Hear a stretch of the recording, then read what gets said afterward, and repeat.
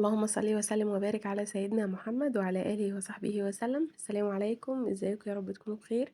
تعالوا نقدم وصفة جديدة النهاردة من مطبخنا.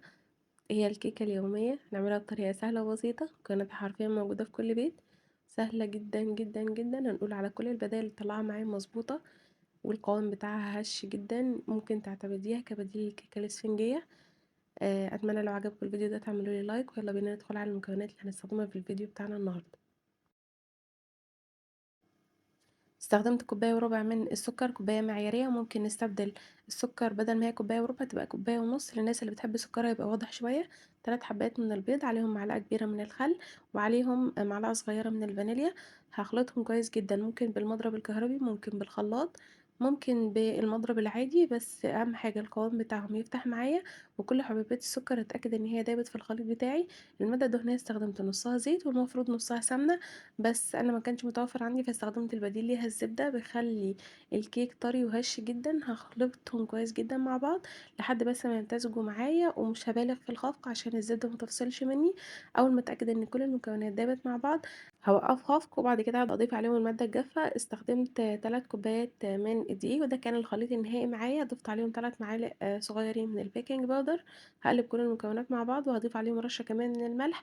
المفروض ان الخطوة بتاعة اضافة البيكنج باودر كانت تبقى بعد ما اشيل ربع كوباية من الدقيق، واضيف مكانها ربع كوباية من النشا عشان يديني هشاشة في قوام الكيك بتاعي. بس للأسف انا عكست الخطوتين دول.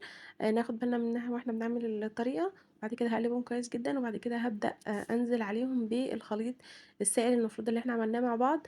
انا هنخلهم علشان لو في اي تكتلات في الدقيق او اي حاجة ما تكلكعش معايا في العجينة بتاعتي. هنخلهم كويس جدا على الدقيق، وابدا اخلطهم بالمضرب اليدوي. هتبقى في الخلط صعبة شوية، بس انا هدفي كله ان انا كل دقيق يختلط مع كل المادة السائلة اللي موجودة معايا. بعد كده انا استخدمت الحليب اللي هو المغلي. انا استخدمت من كوباية لكوباية ونص من الحليب. قوام الكوباية كويس، بس قوام الكيك هيبقى تقيل شوية، فعشان كده انا خفيت القوام بكوباية لكوباية ونص، على حسب ما تحسي ان قوام الكيك اللي احنا بنعمله اللي هو الكيك اليومي قوام مظبوط تمام معاكي. وقفي. هقلب بسرعة، وطبعا هي كل المكونات مختلطة سواء كان البيض او الزيت او الزبدة، فما تقلقوش خالص من الخطوة دي او من ان انا مستخدمة الحليب المغلي. بعد كده هبدأ انزل عليهم بنص كوباية اللي باقي، وهقلبهم كويس جدا لحد ما القوام بتاعي يبقى مظبوط معايا، لا هو خفيف ولا هو تقيل. في الفترة دي انا كنت شغلت الفرن بتاعي قبلها ب10 دقايق على درجة حرارة 180 لو الفرن بتاعي هادي او بارد، ولو الفرن بتاعي حرارته عالية انا هشغلها على 160 بس. هبدأ اخد الصينية اللي انا هضيف القوام بتاعي فيها. ممكن استخدم صينية من 28 ل30، دي لو هستخدمها الصينية المدورة. وانا الصينية بتاعتي تقريبا مقاس 25 في 30.